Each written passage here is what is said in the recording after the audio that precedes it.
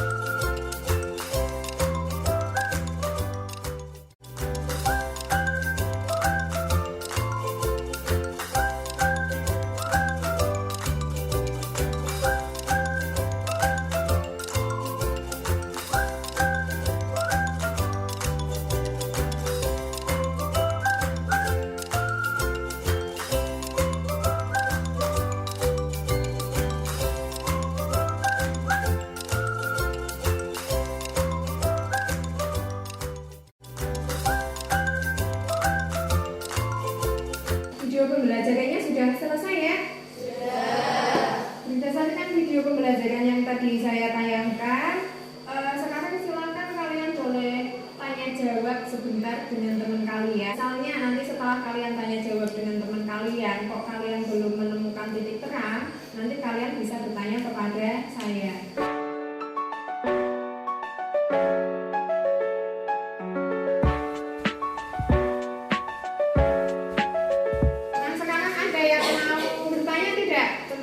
Pembelajaran tadi. Ayo silakan Mbak Nurul. Apabila aset tetap dihentikan sebelum masa manfaatnya habis, bagaimana? Ayo, siapa yang mau mencoba menjawab pertanyaan dari Mbak Nurul? Saya mau Mbak. Ayo silakan Mbak Meli. Apabila aset tetap dihentikan sebelum masa manfaatnya habis, maka perusahaan akan mengalami kerugian. Betul yang disampaikan oleh Mbak Meli tadi ya.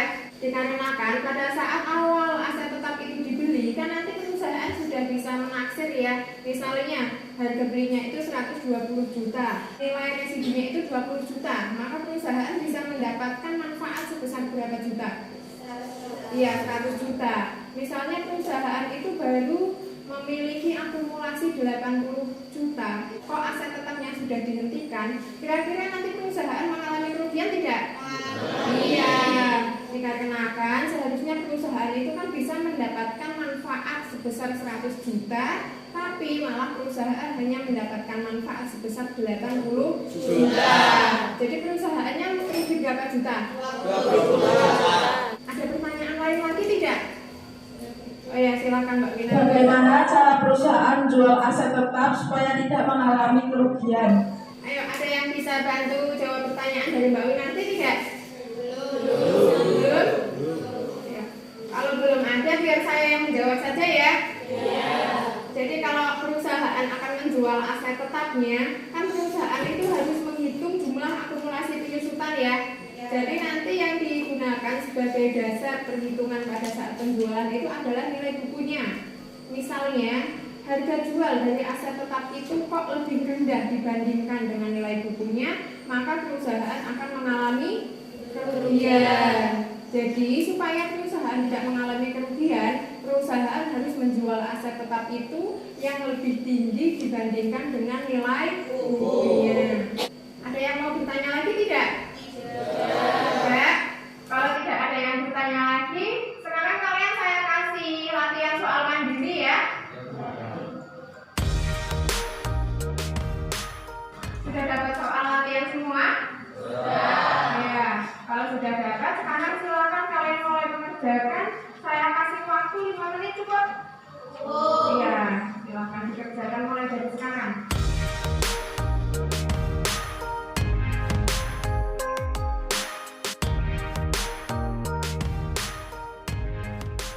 Sudah selesai? Ayo sekarang siapa yang mau membacakan pekerjaannya di depan kelas? Ayo silakan Mbak Solihah. Ditulis dulu ya di papan tulis.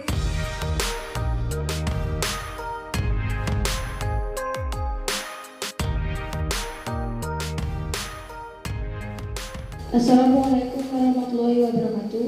Waalaikumsalam warahmatullahi wabarakatuh.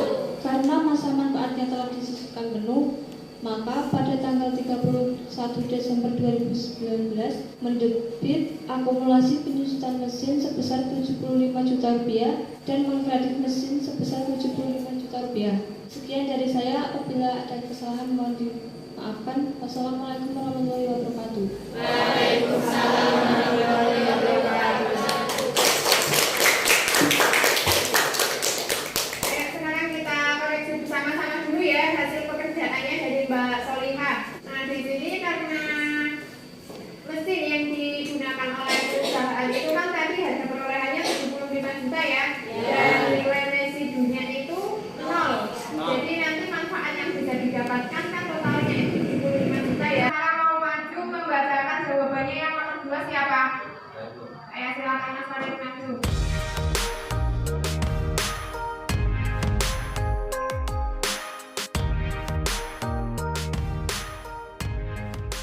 Assalamualaikum warahmatullahi wabarakatuh.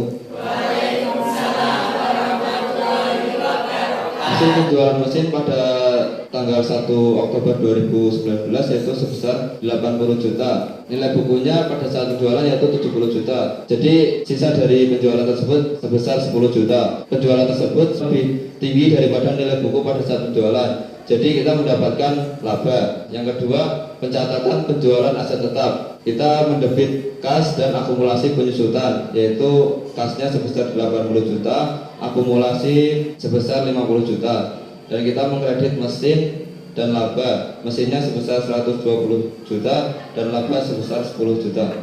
Sekian dari saya, kurang lebihnya mohon maaf. Wassalamualaikum warahmatullahi wabarakatuh. Waalaikumsalam. Ayo kita koreksi bersama lagi ya. Di sini ternyata hasil penjualan mesinnya itu kan lebih besar dibandingkan dengan nilai buku ya. Maka perusahaan mendapatkan laba sebesar 10 juta. Dan untuk pencatatan penjualan aset tetapnya, di sini kita mendebitkan kas sebesar 80 juta, debit lagi akumulasi penyusutan mesin 50 juta, dan kreditnya itu mesin 120 juta dan laba 10 juta. Untuk latihan soalnya sudah selesai pembahasannya ya. Dan sekarang saya akan meminta kalian untuk berdiskusi kelompok. Untuk kelompok yang pertama, anggotanya terdiri dari Diva, Farid, Elisa, dan Lulu. Kelompok 2, Laili, Rizal, Sabrina. kelompok kalian masing-masing.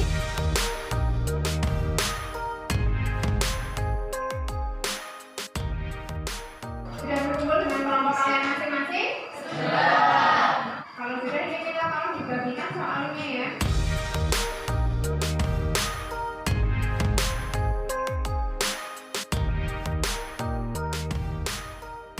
Sudah dapat soal semua? Kalau sudah, sekarang silakan kalian mulai mengerjakan. Saya kasih waktu 7 menit saja ya.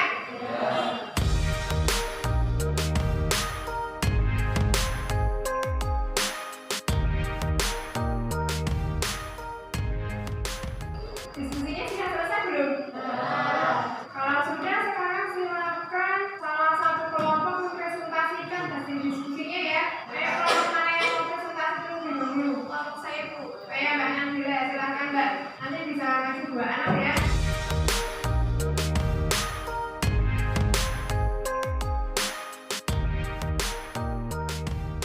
Assalamualaikum warahmatullahi wabarakatuh. Dari harga perolehan sebesar 120 juta rupiah, kita kurangkan akumulasi penyusutan pada saat kita beli hingga pada saat kita menjual, yaitu sebesar 37.500.000 rupiah, sehingga nilai buku sebelum penjualan sebesar 80.500.000 rupiah. Untuk mengetahui laba atau rugi perusahaan, kita membandingkan antara harga jual sebesar 75 juta rupiah dan nilai buku kita sebesar 80.500.000 rupiah. Karena harga penjualan lebih rendah dibandingkan nilai bukunya, maka perusahaan akan mengalami kerugian. Sehingga pencatatan pada saat penjualan dengan cara mendebit kas sebesar uang yang kita terima sebesar 75 juta rupiah, akumulasi penyusunan kendaraan dari awal kita beli hingga kita menjual sebesar 37.500.000 rupiah, dan bebannya kerugian yang kita dapatkan sebesar 7.500.000 rupiah, dan kita mengkredit kendaraan yang akan kita jual, yaitu sebesar harga perolehan 120 juta rupiah. Sekian presentasi dari kelompok kami. Apakah di sini ada yang ingin ditanyakan? Mengapa pada saat kendaraan akan dijual, perusahaan harus menghitung beban penyusutan dari 1 Januari sampai 1 Mei terlebih dahulu? Baiklah, saya akan menjawab pertanyaan dari Mbak Ragil. Tujuannya untuk apa? Karena kita akan mengetahui nilai buku sebelum penjualan. Otomatis kita akan menghitung terlebih dahulu beban penyusutannya itu sebelum kita menjual. Dari awal kita beli, yaitu tahun 2016, dan pada saat kita akan menjualnya tahun 2019, yaitu bulan Mei. Sekian presentasi dari kelompok kami, kurang lebihnya mohon maaf. Wassalamualaikum warahmatullahi wabarakatuh. Waalaikumsalam warahmatullahi wabarakatuh. Perusahaan harus menanggung rugi sebesar 7.500.000 dikarenakan harga jualnya ini lebih rendah dibandingkan dengan nilai buku. Sekarang kita lanjutkan presentasi untuk soal nomor 2.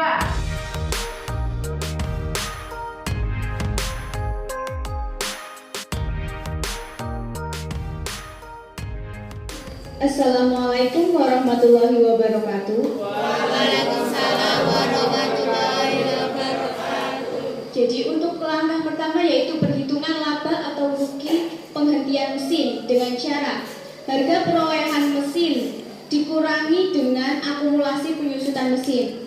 Jadi untuk harga perolehan mesin sebesar 80 juta dikurangi dengan akumulasi mesin sebesar 64 juta, ketemu rugi penghentian pemakaian mesin yaitu 16 juta rupiah. Untuk langkah yang kedua, pencatatan penghentian pemakaian mesin. Pada tanggal 1 Juni 2019, kita mendebit akumulasi penyusutan sebesar 64 juta dan rugi penghentian sebesar 16 juta rupiah dan mengkredit mesin sebesar 80 juta rupiah. Sekian presentasi dari kelompok kami. Apakah ada yang mau bertanya? Perhitungan akumulasi penyusunan mesin, apakah cukup 1 kali saja perhitungannya? Baik, di sini saya akan menjawab pertanyaan dari Mbak Siti Elisa. Dikarenakan pencatatan penyusutan yang dikurangi digunakan oleh PT Niaga menggunakan metode satuan unit produksi. Jadi kita bisa menjumlahkan unit produksi yang dihasilkan oleh mesin tersebut dan dikalikan dengan tarif penyusutan per unitnya. Sekian presentasi dari kelompok kami, kurang lebihnya mohon maaf. Wassalamualaikum warahmatullahi wabarakatuh. Waalaikumsalam warahmatullahi wabarakatuh. Betul yang tadi disampaikan oleh Mbak Sinta ya, tidak apa-apa dikarenakan metode penyusutan yang digunakan oleh perusahaan pada soal nomor 2 ini adalah metode satuan unit produksi. Jadi kita bisa langsung menjumlahkan unit yang sudah dihasilkan oleh mesin tersebut. Saya akan mengajak kalian untuk membuat kesimpulan bersama-sama. Apabila suatu aset tetap itu sudah tidak layak digunakan, tapi bisa dibagaimanakan aset tetap itu? Lalu nanti kalau misalnya perusahaan akan menjual aset tetap tersebut, kira-kira hal apa yang bisa terjadi kepada perusahaan? Iya. Kalau untuk penghentian aset tetapnya, kira-kira kapan perusahaan bisa menghentikan aset tetap tersebut? Sebelum habis masa manfaatnya. Berdasarkan video pembelajaran yang tadi saya tayangkan, apakah kalian menjadi merasa tertarik untuk mempelajari materi yang kita sajikan hari ini? Ya, tanya-tanya ya. Setelah kalian tadi saya suruh untuk diskusi kelompok, kalian jadi semangat tidak buat belajar? Sekarang saya akan memberikan post test kepada kalian. Sekarang silakan dibuka HP-nya.